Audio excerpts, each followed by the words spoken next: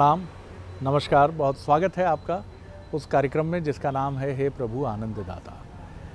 और आज इस कार्यक्रम में एक और चिंतन का सिरा, विषय, बिंदु, आयाम, डायमेंशन ये लेकर हम आपसे फिर भेंट कर रहे हैं, मुलाकात कर रहे हैं। और आज हम जिस विषय पर बात करेंगे वो बहुत ही दिलचस्प है, रुचिकर है और जिज्ञासा उत्पन्न करने वाला भी है। क्यूरोसिटी हमारी बहुत बढ़ जाती है उसको लेकर। विषय ये है कि भीख और भिक्षा में क्या अंतर है। जैसा हम में से बहुत सारे लोग, जैसे आप भी इस समय सोच रहे होंगे कि भीख वो है जो व्यक्ति बेबसी में अंतिम चारा या फिर अपने नैतिक पक्ष, अपनी शर्म को जब वो पूरी तरह से समाप्त कर देता है तो वो भीख मांगने लगता है। और भीख कहीं ना कहीं असहायता का भी बोध कराती है कि कोई चारा नहीं, काम करने की आदत छूट चुकी है, शारीरिक निशक्तता है या कुछ कोई ऐसी बुरी लत है जिसकी वजह से अब हम कुछ कर ही नहीं सकते हैं सिवाय भीख मांगने के। भिक्षा में अंतर है। जिनके यहाँ उपनयन संस्कार होते हैं वो भिक्षा मांगते हैं, भिक्षांदेही। सन्यासी दरवाजे पर आता है तो उसके चेहरे पर तेज होता है और वो पूरे तेज से ललकारता हुआ कहता है, भिक्षांदेही, माँ कुछ दान करो। लेकिन उस स्वर में कड़कपन होता है। कई बार तो कुछ सन्यासी जिस तरह से शंखनाद करते हुए भिक्षा मांगते हैं, ऐसा लगता है बिजली कौंध उठी है थोड़ी देर के लिए। तो दोनों के अंतर हैं। और भिक्षांदेही की मांग करने वाला अधिक देर दरवाजे पर रुकता नहीं है। 2 बार, 3 बार, 4 बार, ये भी अधिक हो गया तो समझ जाता है कि ये यहाँ कुछ प्राप्त नहीं होगा। लेकिन उसके चेहरे पर कोई कुटिलता नहीं होती, क्रोध नहीं होता, नैराश्य नहीं होता। अलख निरंजन, ईश्वर सबका भला करे, निकल पड़ता है। ये मैं उस दौर की बात बता रहा हूँ आपको जहाँ मैंने भी थोड़ा बहुत जो पढ़ा और समझा है कि गुरुकुल परंपरा में भिक्षा मांगना एक बड़ा आवश्यक अंग होता है। आज भी मध्य प्रदेश में कई परिवार जो नर्मदा परिक्रमा पर निकलते हैं, उनमें से कुछ ये बड़ा कठिन संकल्प लेते हैं कि वो 5 घरों से मांगेंगे और 5 घरों में से अगर 5 घरों से कुछ नहीं मिला तो इसका अर्थ है मैया ने कहा है कि आज आपको बिना आहार के सोना है, बिना आहार के ही आज का दिन कटेगा आपका। ये भी देखिए, यानी भिक्षा कहीं ना कहीं एक आध्यात्मिक संस्कार की तरफ भी ले जाती है। लेकिन भीख बेबसी का नाम है, बेचैनी का नाम है, लत का नाम है, एडिक्शन का नाम है, दूसरों पर निर्भरता चरम होने का नाम है। और ये दोनों मनुष्य के स्वाभिमान से सीधे तौर पर जुड़े हुए हैं। तो चलिए इसको और व्यापक रूप से समझेंगे। आज हमारे साथ हैं हमारे विद्वान वक्ता, भगवद गीता के अध्येता, मानस मर्मज्ञ प्रोफेसर डॉक्टर सुरेंद्र बिहारी गोस्वामी। गोस्वामी जी प्रणाम कर रहा हूँ। विषय आपके सामने। आज आपने बहुत अच्छा विषय चयन किया है।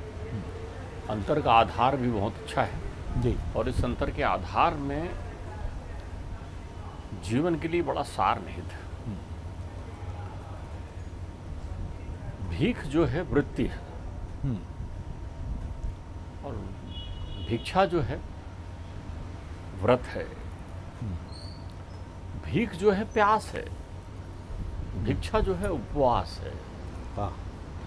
भिक्षा उपवास है।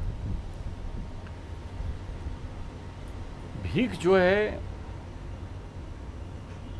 अवरोध है तो भिक्षा जो है टन है, भिक्षाटन यात्रा है, अनवरत चलने वाली प्रक्रिया है। हाँ। भिक्षा वृत्ति नहीं होती। जब वृत्ति की निवृत्ति हो जाती है तो भिक्षा प्रारंभ होता है। मनुष्य अपनी अनंत संभावनाओं के साथ संसार पर आता है। मनुष्य पैदाइशी दातार है। एक बात आप समझिए, मनुष्य पैदाइशी दातार है, उससे बड़ा दानवीर संसार में कोई नहीं।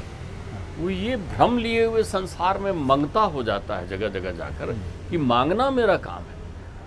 देवता वहां से देखकर विस्मृत होते हैं कि अब ये देखो कि इसमें से कोई देवता ना बन जाए, उनको द्वेष हो जाता है। इसमें से कोई नारायण की उपाधि ना प्राप्त कर ले, इसमें से कोई ऋषि ना हो जाए, इसमें से कोई सन्यासी ना हो जाए, इसमें कोई श्रवण कुमार ना हो जाए जी। वो देखकर बड़ा आह्लादित होते हैं कि कितने कोटि जन्मों के पुण्य जागृत हुए हैं जब ये दातार उत्पन्न हो गया। ईश्वर ने यदि तुम्हें मनुष्य जीवन दे दिया है तो तुमसे बड़ा दातार कोई नहीं है। मैं चिंतन कर रहा था एक अच्छे साहित्यकार से, साहित्य मनीषी देवेंद्र दीपक से। उन्होंने अपने बचपन की एक घटना सुनाई। उन्होंने कहा कि उनके घर में एक पंडित जी आए, पूजन चल रहा था और उनके हाथ में जो है वो उनको बंधन, रक्षाबंधन बांधना था, मौली बंधवानी थी। तो उन्होंने यूँ हाथ कर दिया मौली बंधवाने के लिए, खुला हाथ कर दिया। तो पंडित जी ने कहा ऐसा नहीं, हाथ नीचे कर, मुट्ठी बांध और मैं बांधता हूँ। उसमें अक्षत चावल रखा और मुट्ठी बांध के हाथ नीचे कर दी और फिर उसने मंत्र पढ़ा, ये न बंधु बलि राजा दानवेंद्रो महाबला तेना त्वाम मनुबद्धामी रक्षेण माचल माचला। बलि की तरह दानवीर रहने वाले जो त्रिलोक को परमात्मा को भेंट दे सकते हैं, इतना दानवीर बनने की संभावना। उन्होंने कहा सुनो, ऐसा हाथ कभी नहीं करना, ये मंगते का हाथ है। सिकंदर जब जाने लगा तो संसार में अपने हाथ खुले करके जाने लगा। उसके अलग अलग अर्थ हैं, लेकिन उसका एक आध्यात्मिक अर्थ है कि अगर मुझे देना है तो परमात्मा यही देना कि फिर से मैं आ सकूं, ऐसा मुट्ठी बांध करके। इसलिए संसार में जब मनुष्य आता है तो बंद मुट्ठी लेकर आता है। किसके लिए? दातार होने के लिए। ध्यान रखिए, भिक्षुक जो है मुमुक्ष होता है, मुमुक्ष भक्त, मुक्त होने के लिए अपनी यात्रा प्रारंभ करता है। और जो भिखारी होता है वह आसक्त होता है। ध्यान रखिएगा, भीख तृष्णा है, भीख तृष्णा है, और ये भिक्षा जो है वितृष्णा है। जब सन्यासी को सन्यास की दीक्षा दी जाती है तो उस समय आपने अभी उपनयन संस्कार का ध्यान दिया है। ध्यान रखिएगा, भिक्षा देने के लिए अन्नपूर्णा आती है, दीक्षा देने के लिए अन्नपूर्णा आती है, और भीख देने के लिए संसार के प्राणी आते हैं।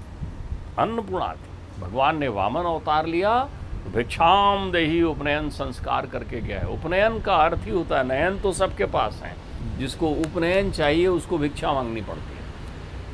उपनयन ज्ञान नेत्र होता है। तो मेरे परमात्मा जब वामन बनकर आए तो उन्होंने भिक्षाम देही माँ कहा तो तुरंत आ गई अन्नपूर्णा में आई प्रभु, साक्षात अन्नपूर्णा दातार बनकर आ गई। त्रिलोक वहाँ खड़ा हो जाता है जब भिक्षा मांगता है। तो जो भिक्षा मांगने वाला भिक्षार्थी होता है, मुमुक्ष होता है, वो किसी के घर में उतने देर ही रुकता है जितनी देर में जलपान किया जा सकता है। पानी पीने का जितना समय होता है उतनी देर ही ठहर सकता है वो, उससे अधिक नहीं। अच्छा। भिक्षा मांगी नहीं जाती। हाँ। भिक्षा मौन होती है। हाँ। वो जाकर केवल आवाज लगाता है और खड़ा हो जाता है। भीख मांगी जाती है। भीख मांगता है आदमी, दे दे भैया, दे दे भैया, वो तृष्णा है, और दे दे भैया, 10 दे दिया, 20 दे दिया। वो संसार में आपके दातार से जैसे ही आप मुक्त हो जाते हो। आपने कहा मेरे पास तो कुछ नहीं देने के लिए, ज्ञान है, श्रम है, सेवा है, कुछ भी कर सकता है। जब वो गिलहरी वहां काम कर सकती है, जब पशु वहां काम कर सकते हैं, तो तू मनुष्य है, दे क्या दे सकता है तो जो मांगने वाला मांगता होता है। अब आप देखिए, मांगने वाले स्वरूप बदल लेते हैं। मांगने वाले से व्यक्ति दूर हटता है, भिखारी से दूर हटता है मनुष्य, और भिक्षार्थी को देखकर ठहर जाता है। एक भिखारी आपके पास आएगा, दे दे साहब, आप देखेंगे बाजार में जा रहे हो, दूर हट के चलेंगे, अरे ये रोज मांगने आ जाता है, कहाँ लगाया। आप उसकी उपेक्षा करते हैं, अपेक्षा, क्योंकि वो आपसे अपेक्षा करता है। भिक्षा वाला बिना अपेक्षा के आपके पास आता है। सुदामा जाते थे 5 घरों में, भिक्षाम देही भगवती भव मातृ शक्ति से मांगते थे, जो देना, भिक्षा मांगते थे। सुदामा कभी नहीं कहते कि द्वारिकाधीश मुझे कुछ दो, लेकिन द्वारिकाधीश जानते हैं ये भिक्षुक है, कुछ देना होगा। ध्यान रखिएगा, कितनी सुंदर बात है। परमात्मा भी भिक्षुक बनकर जाते हैं। अनुसुईया के यहाँ गए, अत्रि ऋषि के यहाँ, परमात्मा को भी भिक्षुक बनने में आनंद की अनुभूति होती है। और एक परमात्मा नहीं गए, अकार उकार मकार गए। क्यों? महासती से भिक्षा मिल रही है, भिक्षाम देही मां करके गए। ब्रह्मा विष्णु महेश तीनों गए। लीला देखिए। तो जो दातार होता है उसमें कितनी शक्ति होती। मेरी भगवती ने कहा, अनुसुईया महासती ने, चलो तीनों बालक बन जाओ। तीनों बालक बन जाओ। त्रिदेव बालक के रूप में उत्पन्न हो गए। भिक्षा मांगने तो रावण भी गया था, लेकिन वो स्वरूप भिक्षा मांगने का रखा था, भीख मांगने लगा वो। ठीक बात। क्या मांगने लगा? भीख। तो भीख मांगने वाले मांगने के कारण उसकी गति वही हुई जो भिखारी की होती है। भिक्षुक आपको संदेश देने जाता है आपके घर में कि देखो, संसार स्वप्नम तजमोह निद्रा, वो आपको जागृत करने जाता है। और भिखारी आपको आसक्त करने जाता है। राम राम राम, बेचारा देखो, अच्छा पैसा संभाल के रखो, नहीं तो भीख मांगना पड़ेगा। कितना संभाल के रखो, मंगता तो आप हैं, मंगता के स्वरूप बन गया। किसी ने कहा मुझे बाय हैट भिखारी, अच्छा बहुत बढ़िया भाई। तो देखिए, भिखारी के स्वरूप, मंदिर गए नहीं कि भीख मांगना स्वरूप बना के भेजा है दातार, लेकिन मंदिर गए तो आपने स्वरूप बदल लिया, ये दे दो वो दे दो। आप नहीं देखते वो बाबा लोग जो आते हैं चारों तरफ, कैसे मांगने वालों की भीड़ रहती, मेरे लड़का पास हो जाए, मेरे बहू ठीक हो जाए, मेरे चमत्कार के पीछे दौड़ रहे हैं चारों तरफ। क्यों? भिखारी बन गए, भिक्षुक बनिए। वो मुमुक्ष पद का पदगामी होता है, भिक्षुक ही ऋषि होता है। भिक्षुक ही ऋषि होता है, ज्ञान प्राप्त करता है संसार सागर। भिक्षुक मौन होता है, भिक्षुक याचक नहीं होता है, वो कहीं याचना नहीं करता। अरे आप कम से कम परमात्मा के सामने भिक्षुक बनकर ही खड़े होने का अभ्यास शुरू कर दें। आप जब आप मौन बन के परमात्मा के सामने जाएंगे, एक घड़ी के लिए, जितनी देर जल पीते हैं, बस परमात्मा को जो देना है अपरिमित रूप से आपको दे देगा। क्यों? आप तो दातार हैं, आप दो ना। आप क्या दे रहे हो संसार में? आपने तो धन को समझ लिया है, वो जो जिसको छोड़ जाना है उससे अपनी तिजोरी भर के रखी हुई है। कुछ नहीं, चाबी का पता भी नहीं बता पाओगे, तोड़ी जाएगी चाबी आपकी। बाबूजी कहते थे कागज के नोट सब गल जाते हैं पानी में डालो तो, जो नहीं गलता वो तुम्हारे पास है। तो ध्यान रखिए, भिक्षा का पथ जो है वो विरक्ति का पथ है, भीख का पद आसक्ति का पद है। जन्म जन्मांतर के भाव जब जागृत होते हैं तब ये वृत्ति आपके अंतर चिंतन में आती है, और आप भक्ति साधना के लिए ये बहुत अच्छी वृत्ति है, यह अहंकार का दमन करती है। तो शायद जो आप कह रहे हैं उसको मैं इस रूप में भी ग्रहण कर पा रहा हूँ, जैसा आपने बार बार कहा कि भिक्षा जो है वो एक तरह से अपेक्षा मुक्त एक आग्रह है। आप कहीं कुछ चाह नहीं रहे, आप सब कुछ छोड़कर कुछ जीविकोपार्जन के लिए जो बहुत ज़रूरी है, या वो आपके आध्यात्मिक संस्कारों की श्रेणी में है। और भीख तो मजबूरी, बेबसी और आसक्ति का ही नाम है। देखिए, आपने बहुत सुंदर बात कही। भिक्षा में चूंकि विरक्ति होती है, तो इससे कोई अंतर नहीं पड़ता कि सामने वाले दातार ने आपको खीर पूड़ी खिलाई है या धन से आपका हाथ भर दिया है। आपके लिए सभी एक गति में होते हैं।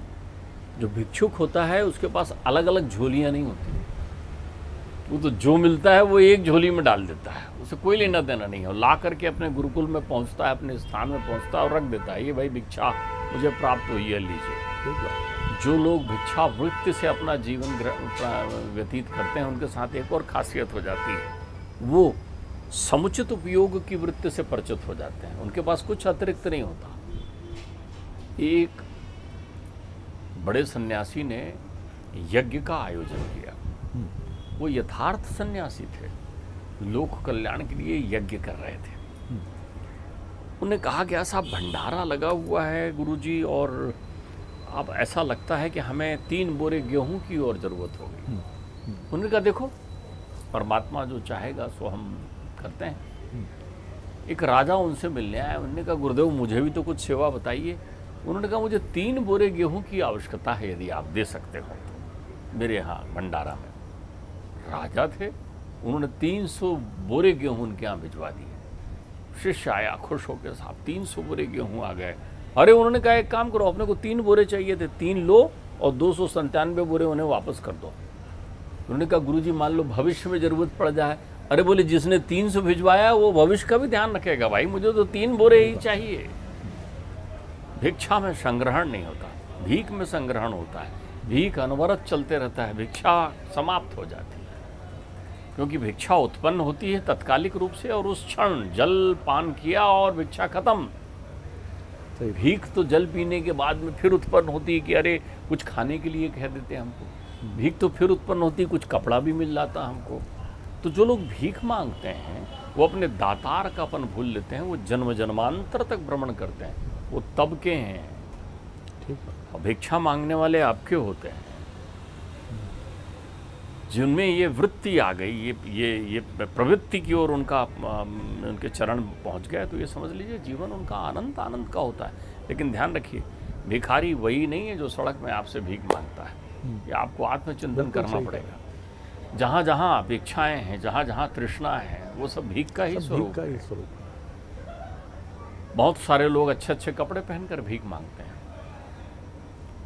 न मांगे तो उनके अंतर वो वृत्ति चलते रहती है। मैं कह रहा हूं भिक्षा की वृत्ति भी यदि तुम्हारे अंतर चिंतन में आ गई तो संतोष आ जाएगा तुम्हारे जीवन में, और तुमसे धनी कोई नहीं होगा। ठीक बात है। आचार्य शंकर से किसी ने पूछा था ना कि कोआ दरिद्रो ही विशाल तृष्णा, तृष्णा ही भीख है। श्रीमंत को यश, और कौन श्रीमंत है? तो उन्होंने कहा कि जिसके जीवन में संतोष है। तो संतोष जो है भिक्षावृत्ति है, तृष्णा जो है भीख है। तो आज संपूर्ण सचराचर सृष्टि के जितने लोग हैं वो भीख पथ पर चल रहे हैं। वो अपने स्वरूप का भान छोड़ करके रूप की आसक्ति में चल रहे हैं। ध्यान रखिएगा, भीख शरीर है, भिक्षा मन है। तो जैसा डॉक्टर गोस्वामी ने बहुत सुंदर बात कही है कि भीख और भिक्षा का जो अंतर है वो बहुत ही महत्वपूर्ण है। ये आवश्यक नहीं है कि भीख मांगने वाला हर व्यक्ति धर्मस्थल के आसपास ही नज़र आए या सिग्नल्स पर नज़र आए। भीख मांगने की वृत्ति मनुष्य का एक बहुत ही अनिवार्य हिस्सा भी कई बार बन जाती है। कई लोग इसी को सफलता की सीढ़ी मान लेते हैं।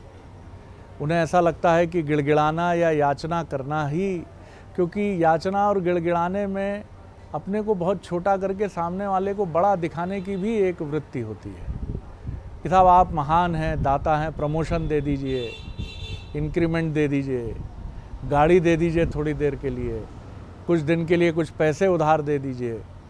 गोस्वामी देखिए, आपने अब इस विषय को अपने संबोधन के साथ में इस विषय के गूढ़ अर्थों को परिभाषित किया है। हमारे श्रोता ये ना समझें कि जो लोग भिक्षा वृत्ति के लिए या भीख मांगने के लिए आपके घर के आसपास निकलते हैं, हम सारा चिंतन उनके लिए कर रहे हैं। हमारा यहाँ चिंतन आपकी उस याचना के लिए है जो आपके अंतर मन में चोर बनकर बैठा हुआ है, ठीक बात, जिसके कारण आप मुक्त नहीं हो पा रहे हैं। यहाँ वो भीख पर बात हो रही है। वो तो विवश है, बेबस है, बेसहारा है, घर के लोगों के द्वारा ठुकराया हुआ है। वो क्या करे? उसके पास बैठकर उसको थोड़ी समझाओगे जाग तू बहुत बड़ा दातार है? वो कहाँ समझेगा? वो रोगी है। ध्यान रखिएगा, रोगी, शरीर का रोगी भीख मांग रहा है, लेकिन मन का योगी भिक्षा मांग रहा है। बात उसकी नहीं है। अब यहाँ पर हम दूसरे स्वरूप में आ रहे हैं, जो हमारा मूल उद्देश्य है कि हम याचक नहीं हैं जीवन में। परमात्मा से हमारी प्रीति का मुख्य आधार याचना है हमारी, इसलिए हम सब भिखारी हैं। उसने बना के भेजा है दातार, लेकिन कभी उसको धन्यवाद देने का प्रयत्न ही नहीं किया, पूजा ही नहीं की। जन्म जन्मांतर निकल गए। आप क्या बात कर रहे हो? कोई व्यक्ति पूजा नहीं करता, कोई बिरला है सौभाग्यशाली जो पूजा करता होगा। पूजा का अर्थ है कि तुमने मुझे इतना धनवान बनाया, मैं कैसे मन से तुम्हें धन्यवाद दूं? क्या तुमने धन्यवाद दिया कभी ईश्वर को? जब तुम धन्यवाद देते हो ईश्वर को तो भिक्षा मांगते हो, और जब मांगते हो तो भीख मांगते हो। हम केवल इतना चिंतन करना चाह रहे हैं कि आप भीख मांगना बंद करें। आपने कहा किससे? उससे जिसने आपको त्रिलोक दे रखा है, जिसने आपको मनुष्य जीवन दे रखा है, उसको धन्यवाद दीजिए। क्योंकि वो जो है मांगने वाले को नहीं देता, वो जो है मांगने वाले को नहीं देता, लेकिन उपेक्षा भी नहीं करता। वो देखते रहता है। वो कहता नहीं बेटा ये विषय मत मांग, नहीं बेटा। वो बार बार कहता है नहीं, लड्डू दो, लड्डू दो, लड्डू दो। फिर दे देगा एक लड्डू, फिर दे देगा दूसरा लड्डू, लड़का दे दो, बच्चा दे दो, परिवार दे दो, घर दे दो। तुम्हारी तो मांग कभी खत्म ही नहीं होती ना। तो तुम तो अजीब जन्म जन्मांतर के भिखारी हो, इसलिए उल्टा लटकते हो फिर आते हो, उल्टा लटकते हो फिर आते हो। लेकिन एक दिन भिक्षा मांग कर देखो, मौन हो जाओ उसके सामने जाकर और उसको कहो धन्यवाद देता हूं, तो फिर तुम्हारी जन्म जन्मांतर की प्रक्रियाएं खत्म हो जाएगी, तुम्हारे उल्टे लटकने के ढंग खत्म हो जाएंगे। इसलिए कहा गया है मांगे से मोती मिले, बिन मांगे मोती मिले, और मांगे मिले ना भीख। तो रोज मांगो नहीं मिलता, और बिना मांगे मोती मिलता है। तो मोती चाहिए तो भिक्षुक की वृत्ति लाइए अपने अंतर चिंतन में। और भिक्षुक वही होता है जो सब त्याग करके निकलता है। बुद्ध बने भिक्षु, ठीक बात है। विवेकानंद बने भिक्षु, सब छोड़कर निकलता है। आचार्य शंकर बने भिक्षु। कभी कल्पनाओं में वो वृत्ति तो लाके देखो, कितनी शिकायतें, कितनी मांग खत्म नहीं होती। मैं तो देखता हूं सारा संसार एक मंगता प्राणी बन गया है जहां करके। थोड़ी देर के लिए भी ये वृत्ति खत्म नहीं होती।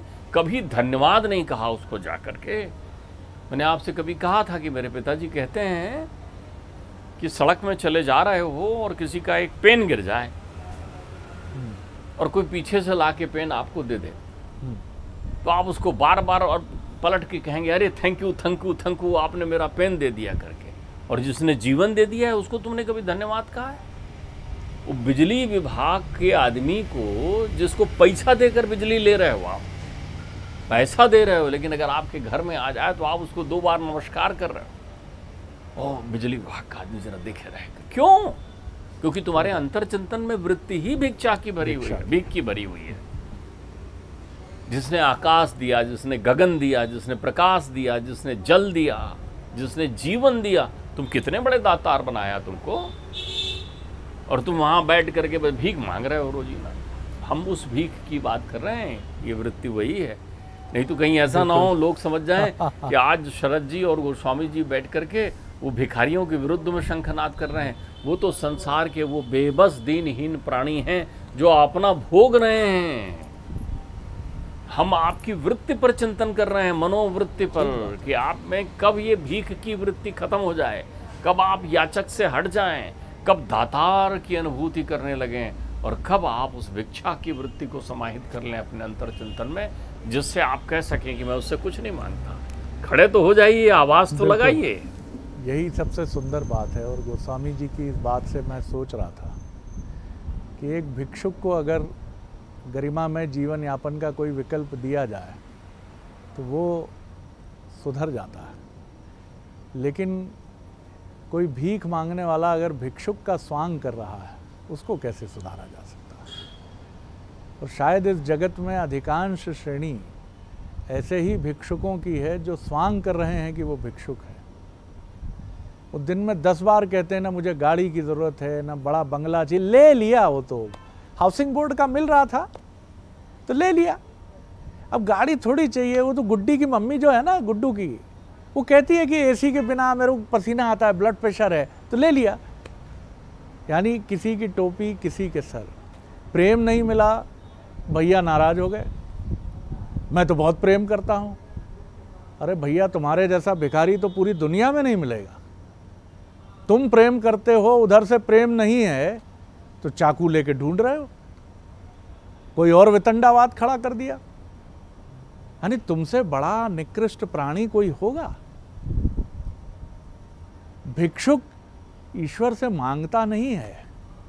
भिक्षुक में यह आत्मविश्वास होता है, तुम तो मेरे माता पिता हो, तुम नहीं करोगे तो कौन करेगा, मैं क्यों मांगू? पेट दिया है, जीवन दिया है, तुम ही गरिमा से निर्वाह करोगे। इतने निष्ठुर थोड़ी हो तुम। आप और हम जरा टटोलें अपने मन को। क्या यह आत्मविश्वास हमारे भीतर है?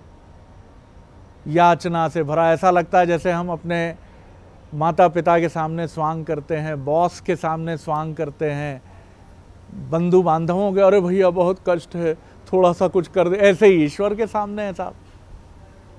खड़े हो गए, जितने अश्रु थे निचोड़ के आंखों में प्रकट कर लिए, हे भगवान अब तू ही कर। नहीं, एक आत्मविश्वास, सही बात है, ईश्वर ने आपको इस जीवन, अमूल्य जीवन का उपहार दिया। क्या भिखारी बनकर उससे मांगे? गोस्वामी देखिए, मैं आपको बताऊं, मैं अपनी कल्पनाओं के एक चिंतन में कभी मैंने पिताश्री से प्रश्न किया था कि क्या होता यदि दशानन अपने मूल स्वरूप में आकर मैया के पास भिक्षा मांगने जाता। वो स्वांग नहीं रचता, उसके अंतर चित्त में मैया के हरण की भावना नहीं होती, और वो प्रत्यक्षता जाकर बोलता कि हे जगत जननी मुझे भिक्षा प्रदान कर, तो क्या होता? पिताजी ने कहा था वो देवत्व को प्राप्त करके अजर अमर अनादि अखंड हो जाता, जिसके लिए तृण समान त्रैलोकी जानी भवानी सामने बैठी हुई है, उनको कहता कि मैया मेरे प्रारब्ध में लिखा हुआ है, मुझे अमरता मिली नहीं हुई है, नर बानर जो है मेरे शत्रु हैं, और ऐसी ऐसी प्रक्रिया हुई। रावण तो त्रिकालदर्शी था, तो मैया कहती तथास्तु, जा बेटा तेरा अभय होगा, कुछ नहीं करते।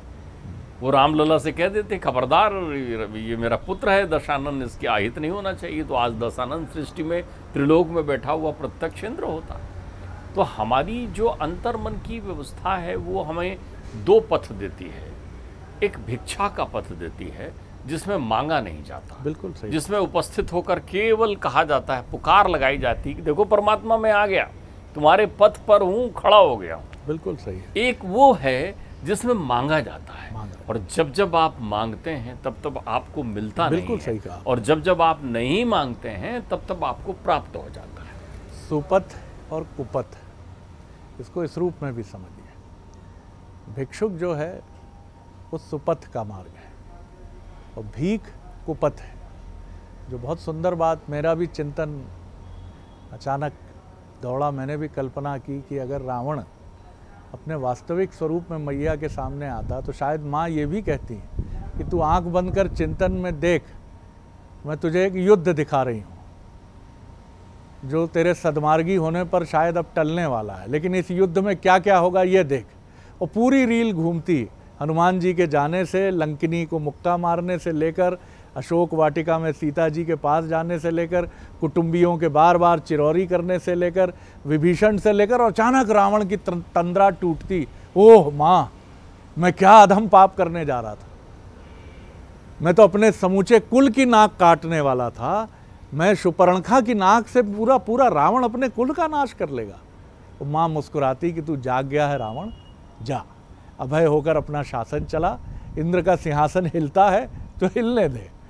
लेकिन जो घटना रहता है, क्योंकि रावण वहाँ भिखारी हो गया था, वो भिक्षुक नहीं था, तो ये बहुत महत्वपूर्ण बात है, इसको अपने दिमाग में हम बिठा कर रखें। और यही सबसे महत्वपूर्ण बात है कि आप जब भिक्षाटन के मार्ग पर चलते हैं तो अपेक्षा मुक्त होते हैं। इसीलिए एक शेर कितनी खूबसूरत बात कहता है कि भीख भी मांगी तो ऐसी शान खुददारी के साथ कि देने वाला ताउम्र हमसे शर्मिंदा रहे। जिसने दिया है वो नज़रें झुका कर कह रहा है, लीजिए स्वामी जी, कृतार्थ हुआ मैं कि आपने मेरे सामने झोली फैलाई। ये भिक्षाटन है, और भीख तो भीख ही है साहब, कहीं भी मांगी जाए। बहुत धन्यवाद करता हूँ गोस्वामी जी। अगले एपिसोड में एक और विषय लेकर उपस्थित होंगे। प्रणाम, नमस्कार।